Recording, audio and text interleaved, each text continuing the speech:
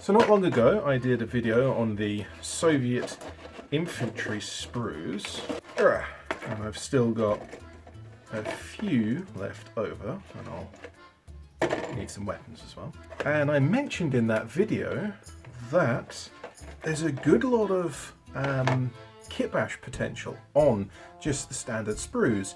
Given that the weapons are separate, if you can find just different weapons, you can make just about any type of rifleman, submachine gunner that you would want, including as well anti-tank rifle and light machine gun included.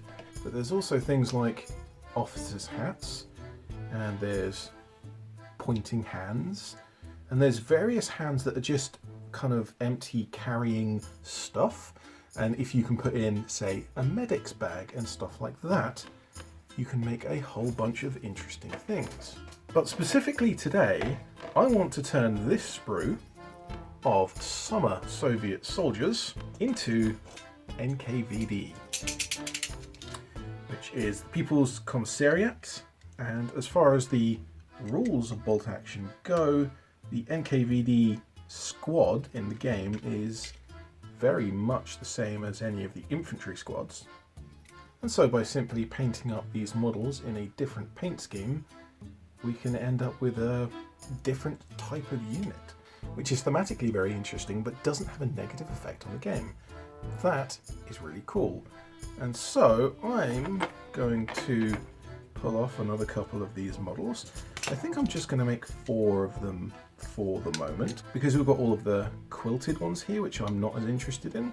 Although this one just has the quilted jacket, maybe I can get away with using that one for stylistic reasons. And also I want to keep the prone model for other things as well. I think it was this leg is the kneeling leg. And yeah, I'll go for this one. We'll just have one of the squad with a quilted jacket because it's gold. Right, well, I'm going to get off and build up these models, so I'll see you in a few moments when they are ready. So whilst I'm building these, I should probably say, hi, I'm ED-SKaR. I forgot to say that in the opening. And whilst I build the models, I want to show the official Warlord Games NKVD models for bolt action. With a recommended retail price of £20 for 10 models, that actually makes them twice as expensive as the standard plastic kit. But £2 per model is still a pretty cheap model, especially as pewter models tend to cost more than injection molded plastic.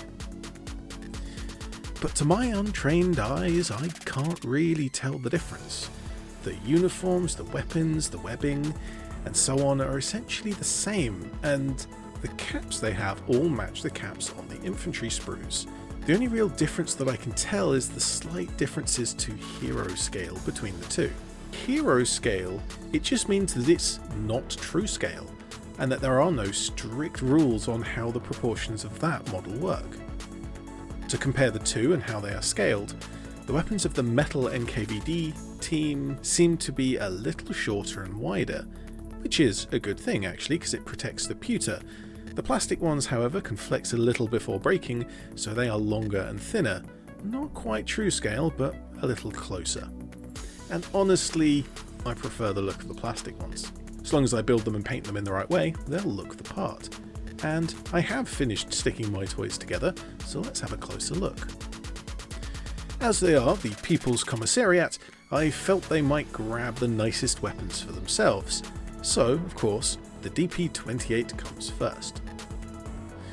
I also made a loader this time. I did forget loaders for my standard squads, so I'll need to make some of those up sometime.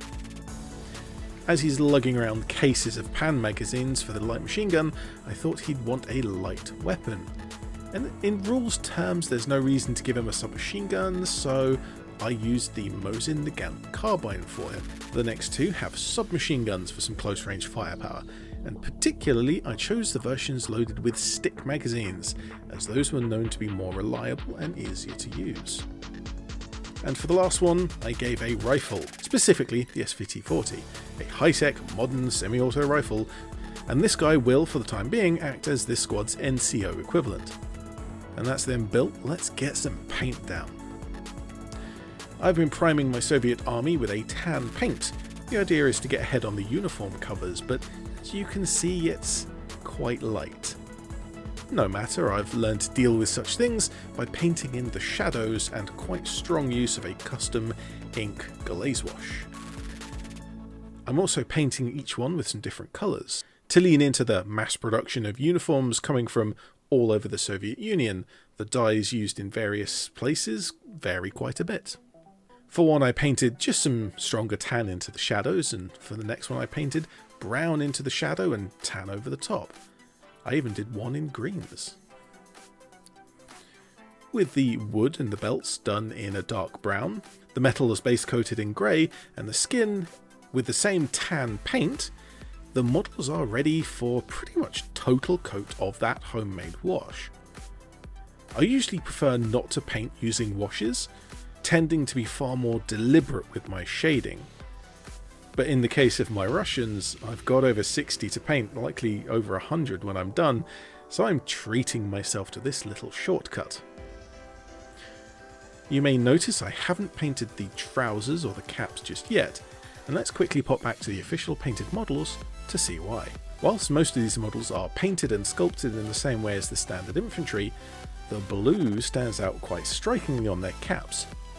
But also, this one has his trousers blue as well.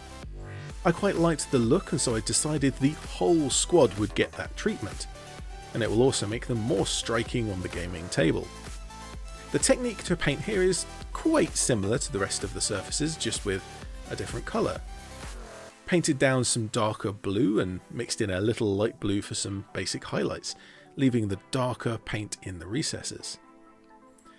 I couldn't decide whether I wanted to use my wash on the blues as well, but I realised that the blue is actually still quite dark and suited the overall look well enough as it was.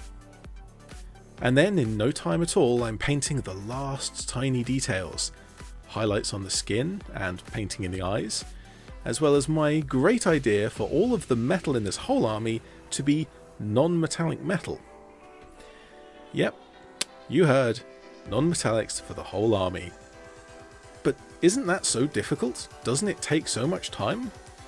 Well, not really. Any technique requires a little bit of practice, a little brush control, and a little of the fundamentals of painting. At no point do you have to be absolutely perfect with any given technique for it to look good.